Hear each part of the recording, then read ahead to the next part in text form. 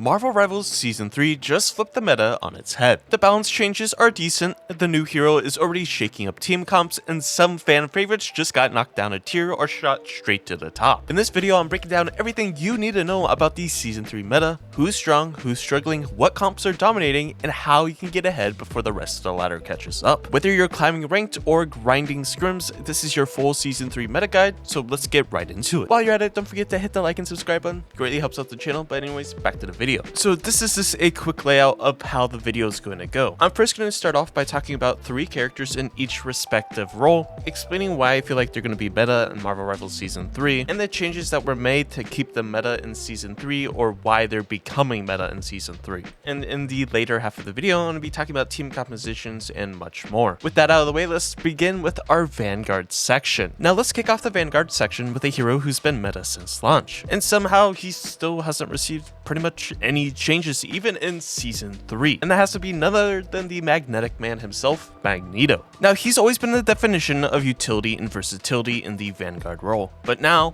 even with the release of Season 3 coming, he's arguably still one of, if not the strongest Vanguards in Marvel Rivals right now. Now one big reason is that projectile heavy duelists are still dominating the meta even in Season 3 that's coming up, and Magneto's ultimate thrives on punishing those projectiles and punishing Strategist ultimates. So whether you're ulting or poking down a Jean Grey or protecting an Iron Man mid-beam, Magneto offers incredible playmaking value. Now, I usually don't throw around the term must pick, but for Magneto, it fits. He's just one of those heroes who's just too strong, too reliable, and offers too much impact to really ignore. Now, if you need a go-to Vanguard for this season, Magneto is definitely the one to learn. He's fairly straightforward, hits like a truck for a tank, and brings one of the most fight-swinging ultimates in the entire game, and that's none other than Meteor M or his giant meatball. Now, the key to mastering him is bubble management. Knowing when and who to shield, whether it's for your carry, your other frontline, or to keep yourself alive.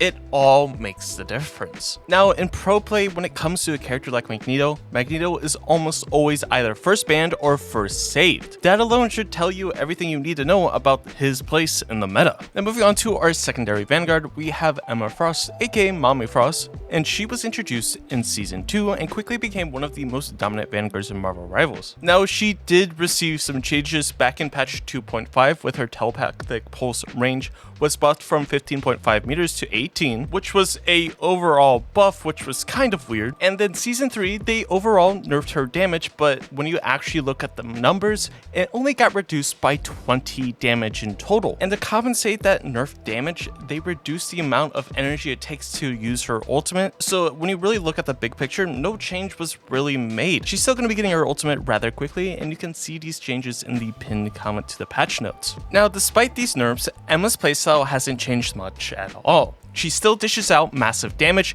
especially with a fully charged telepathic pulse. Her range, her pressure, it all still hits extremely hard. But her real game changer is the psionic seduction. This ultimate is insane when timed correctly. If you land it on an entire team, it's a guaranteed pick or even team wipe. It's also a strong counter ult. Think of jumping into Invisible Woman's stealth ult and popping your own to instantly reveal and eliminate her free fight. Now, even though the Magneto Psylocke Emma comp took a slight hit, it's still absolutely viable and used in high level and pro play. In fact, Emma is still being picked or banned constantly in competitive or pro play formats. She also does an amazing job at denying dive heroes like Spider-Man, Black Panther, and even Magic if played correctly. And even though we're moving, out of a dive heavy meta and more of into a poke oriented one, Emma remains strong across all the board. So even though she's not the monster she once was, Emma Frost is still a phenomenal Vanguard, versatile, lethal, and a serious threat in the right hands. Now this third Vanguard might seem like a little bit of a surprise, and that's none other than the Thing. And you might be wondering why. Well, I only put him up here mainly due to the fact of his new ability, where he's able to leap to enemies now. I feel like this character is now on par of Hulk. He's a super solid tank. I wouldn't put him in the S category, maybe A+ or S- now. I think the addition of the ability to jump to enemies, to knock down flying enemies, all of that, he's kind of like Hulk now, although he doesn't have the same team up of Hulk no more. he's literally the Thing. And I think you're going to be seeing Thing played a lot more. Now, let's talk about what makes him tick.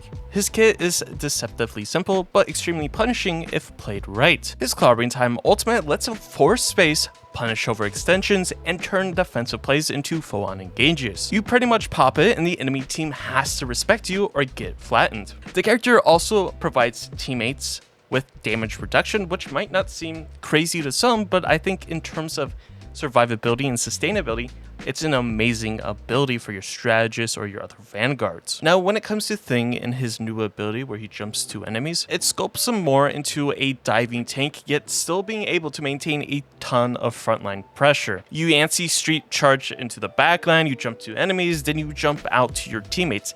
It's pretty insane what he can do now. So I see a world where you pair up Magneto with Thing, you bubble Thing when he goes in, and you just have an amazing backline pressure and midline pressure, as well as frontline pressure, to be fair. And I think Thing is really going to shake up the meta this season, whether you want to believe it or not. Now, if you haven't given the Thing a real shot this season, now's the time. He's durable, disruptive, and actually has some sneaky kill pressure. That's exactly what you want. So that's 3 Vanguards shaping the meta for Season 3 in my opinion. But what about you? Are you rocking the Thing in ranked or still leaning on Magneto and Emma? Drop your picks in the comments down below. Now we move on to our Duelist section, and let's talk about the new hero shaking up the Duelist role, Phoenix. Introduced in Season 3, she's not just flashy, she's going to be meta-defining. Phoenix brings a ton to the Duelist category. Because Phoenix, she thrives on pressure, range, and overwhelming presence. Now she has consistent long-range poke and has real kill potential. And when you start combining it with her Dark Ascent and other movement ability, she becomes nearly impossible to actually lock down, which is an amazing feat. And I think the real game changer is her ultimate, Ensong Inferno. Not only does it look visually spectacular, but it quite literally destroys all placeables, all objects, all bonus health.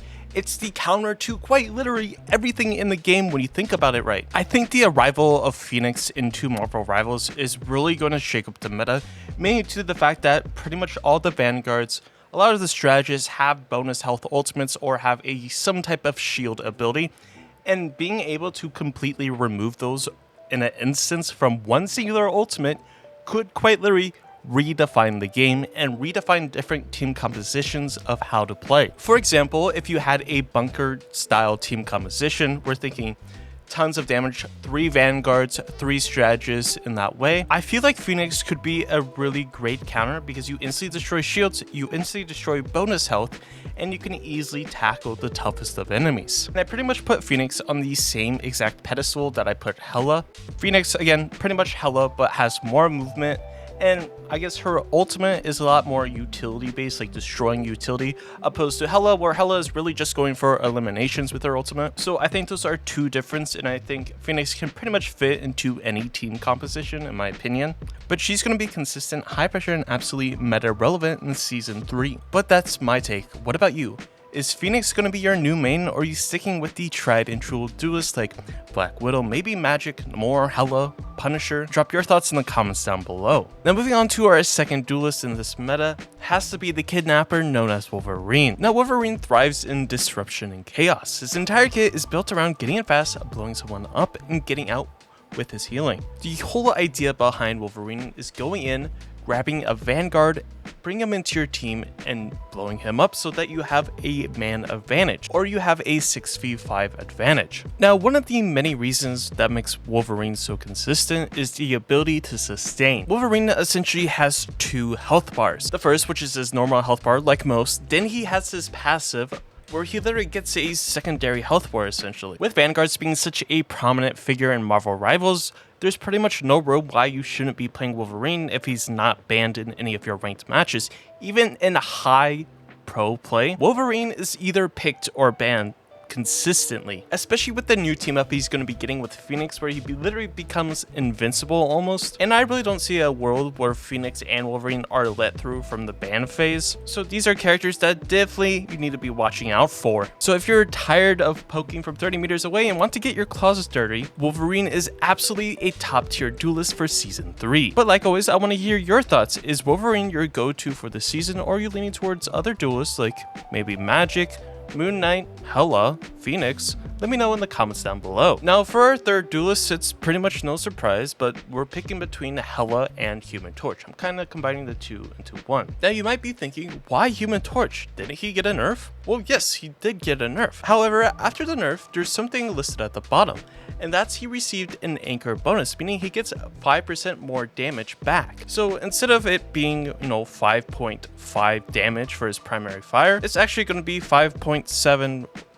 whatever. So not really necessarily the biggest nerf in the world. The character is still absolutely dominant. I tested it out on the early access and the character is literally just feels the same exact thing. But I do believe that with the addition of Phoenix, another hit scan duelist, Human Torch might find some more trouble flying in the air, especially with Hela in the game as well. If you're playing a flyer and you need to be shut down quickly, or you think you're able to fly into two major hit scan characters, then you probably should start thinking again. I feel like if you have Phoenix and Hela shooting at you while you're flying, you might as well go back to the spawn room and swap to something else. But nevertheless, the Human Torch, regardless if those hit scans are banned or not, are still going to be super annoying to deal with. And like I was stating earlier, Hela is also in the same category because she literally didn't get touched whatsoever. All they did was give her a new team up, which is like a mini Groot ult in a way. So if anything, she kind of received a buff. Nothing crazy, but it is a buff. And I believe after all of the patch notes, all the characters are literally the same exact thing from Season 2.5 to Season 3. All they did was introduce Phoenix and do some tweaking, and that's really about it. Characters that you saw before are still going to be as dominant as they are now, unfortunately. But as time progresses and we get new characters like Blade coming up in Season 3.5, maybe the meta will shift hardly to a brawl style. But for now, we're still looking at flyers, we're still looking at the hit scan characters like Poke, and that's really about it for the duelist section. But what do you think? Let me know in the comments down below about all the duelists that I came up with. Do you agree? Do you disagree? Don't really matter to me. I always love to hear what you say. But anyways, on to our strategist section. Now kicking off our strategist section, let's talk about a hero who's been meta since day one and somehow didn't receive any changes whatsoever. And that has to be Luna Snow. In short, the character received no changes from Season 2.5 to Season 3, which is actually surprising, as I thought they balanced characters off of their pick and win rate, but I could be completely wrong. I really don't know what's going on over there. But Luna Snow's ultimate remains one of the most powerful in the entire game, giving her a 40% bonus to both healing and damage, and allowing her to freely switch between light and dark mode, so between healing and damage. And she quite literally adapts to what your team needs, and the flexibility makes her a top tier strategist. She's really the easiest healer in the entire game to play, in my opinion, because all you really need to know how to do is aim. In comparison to some other heroes where more micro and macro and ability usage are a lot more prominent, but with Luna Snow, it's really just aiming. But her Snowflake passive adds even more value, giving passive healing to allies even when she's not actively healing them, which is huge for enabling divers, flyers, and tanks alike. Especially with the new character Phoenix, if you place a Snowflake on top of Phoenix, I feel like Phoenix, if she went for a flank or some type of off angle, she quite literally will never die because she has her own healing as well.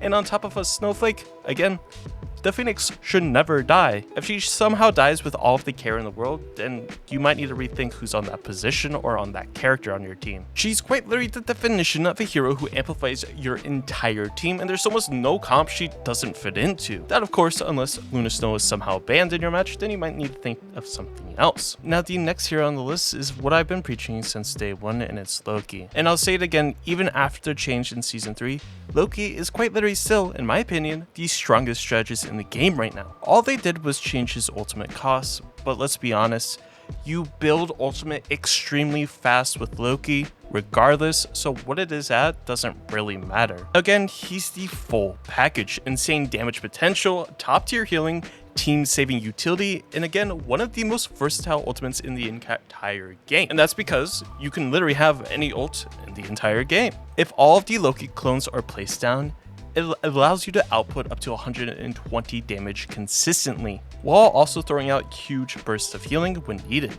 And let's not forget his runes. You can literally shut down a Magneto ult, Iron Man ult, Iron Man beam, or any big enemy ult with a well-placed rune. It's like having a portable mini Luna Snow ult on demand. Less mobile, sure, but incredibly impactful and powerful. Now, in my personal opinion, if you're not going to be picking Loki in any of your competitive matches, then in my opinion, you should definitely ban him. That's because of the sheer amount of impact this character brings to a match. And in high elo ranked and pro play, Loki is still one of the most picked and most banned strategists. I mean, for a good reason. And honestly, if you're sleeping on Loki this season, now's the time to wake up. This character is absolutely ridiculous. Now, next up, we have a bit of a controversial pick, and honestly, they're finally getting the recognition they deserve in Season 3, and that's Cloak and Dagger. I will only say the only reason why you're picking Cloak and Dagger is if your Luna Snow is banned. Because most of the time, Luna Snow is just a little bit better. The biggest piece of utility that literally only makes Cloak and Dagger so damn good is the Veil, and it gives 28% damage vulnerability to enemies. I'm not sure if I said that quite right, but basically enemies take 28% more damage if they're hit by that Veil, and they're also blinded, so it is a big help when you're trying to do some insane pushes or looking to do some insane damage. Comboing this all together is very good. Also, you can use Cloak and Dagger super aggressively in team compositions, pushing through enemies' lines and this breaking them apart. Especially with the introduction of Phoenix, I think Cloak and Dagger is definitely going to be fitting into the meta extremely well. So alas, it might be time to start picking up Cloak and Dagger, although Luna Snow and Loki is still definitely the best, but with the introduction of Phoenix, again, you're going to have to worry about her ultimate. Now, they might not be the most common strategists in ranked right now, but trust me, in high level play and scrims, we're seeing them use more and more to counter poke comps and disrupt sightlines based on strategies. Basically, bottom line, Cloak and Dagger are absolutely meta relevant right now. And if you're building around mobility and map control, they might just be the best strategist for the job. Now that you got an idea of some of the relevant heroes that are coming to Season 3 for the meta, now we dive into the team composition. This is where I literally just sit here and talk about team compositions that I think will do extremely well in mid to high level play, even in pro play. If any pro players want to, take the advice, or analysts, shout me out. But anyways, let's look at some team compositions. So when it comes to team comps in Marvel Rivals Season 3, there's a couple that come to mind. The first one for our Vanguard section is going to be none other than Magneto and Thing. The whole idea of this is frontline sustain. Your main tank is going to be Magneto, focusing on the frontline, bubbling your supports, your DPS, or your other Vanguard when need be. And again, why wouldn't you have Magneto? He's quite literally the best tank in the entire game. Now, things get a little interesting when we put, well, the Thing in. He can either be used as some sort of pseudo dive tank, or you could just maintain him for the front line. Either option works perfectly for this character, especially with his new ability in Season 3. The whole idea or theory about playing the Thing in Marvel Rivals is literally just being the most annoying person in the entire world, and the person that never actually ends up getting eliminated in this game. You constantly move around, give damage reduction to teammates when need be, and have a great ultimate when things need to, be dealt with. Then we come to our Duelist section. There's a couple variations we could do. The first one is having Phoenix and Wolverine for the passive, so you have the hit scan Phoenix, the new hero. Then you have Wolverine being, Wolverine as he has been in Season 0, 1, 1.5, 2, 2.5, and so on. Whole idea, go in, shred tanks down for your hit scan player to do a ton of damage, get off angles, and do everything that they need, so they're not getting forced by Vanguards to reposition or anything like that. Then for our strategist line, of course we're going to be looking at Luna Loki. Now, if Luna's banned, then we can think about characters like Cloak and Dagger or even Invisible Woman. If you want to play Cloak and Dagger and Luna's banned, then you're playing a more aggressive style comp. You're going to be wanting to push in when you have full ult, because usually that ult is faster than any of the other ults in the entire game. So you can use that as a tempo ult to try to get in ahead of the enemy team. Whether it's pushing into the backline with the Cloak and Dagger ult or just popping it to sustain, typically you want to use Cloak and Dagger first because, she gets it before literally anyone else in the game. So it's a great lifesaver and being able to push repeatedly. Then you would either have Loki, and if Loki's banned, you would swap to the other main healer, Invisible Woman. If all of those are banned, then, well, I don't know what to tell you. Good luck, I guess. But typically, when you play a main healer with a Loki, quote-unquote, off heal, the person that's ulting first should always be the main healer. It shouldn't be Loki. You might be wondering why. Well, typically you want your main strategist to go so you can use your lamps or the regeneration domains to save your other strategists while they're ulting. That's at least from what I see and what I think should be done. But of course, it all depends on who gets ult first and where. Of course, there's tons of factors that factor into that, but majority of the time you want your main strategist so your Loki can protect the main strategist when she's ulting or they're ulting. Now, if you want to, you could also replace Thing with Emma Frost and do the standard team compositions that we've been doing in season 2.5 and 2. There's no real difference between them. The only thing you're changing when it comes to Emma Frost and Thing is the shield. Do you want the shield to be able to be repositioned for your team, or do you want to be the shield? Which in case, if you want to be the shield, then it's Thing. If you want to move the shield around, well, then it's Emma Frost. But anyways, that was my little spiel about what I feel like is going to be good in Marvel Rivals Season 3. Of course, you can agree, you can disagree, or you can put your own comments in the comments down below. But anyways, I hope you have a great and safe day, and well, catch you in the next one.